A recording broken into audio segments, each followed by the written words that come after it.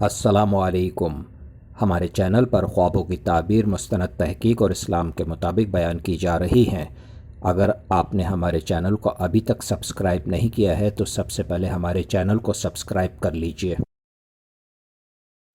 آج جو میں خواب آپ کے لیے لے کر آیا ہوں، یہ خواب ہے سورہ الانسان، جس کو سورہ الدہر بھی کہتے ہیں۔ خواب میں سورہ الانسان پڑھنے کے متعلق ایک خواب اور اس کی سچی دو تعبیریں۔ حضرت ابن سیرین رحمۃ اللہ علیہ فرماتے ہیں کہ خواب میں دیکھے کہ سورہ الانسان پڑھتا ہے تو دلیل ہے کہ درویشوں کو کھانا دے گا اور حق تعالی کی رضا ڈھونڈے گا۔ حضرت ابراہیم کرمانی رحمۃ اللہ علیہ فرماتے ہیں کہ سخاوت اور نعمت پر شکر کی توفیق پائے گا۔ السلام علیکم۔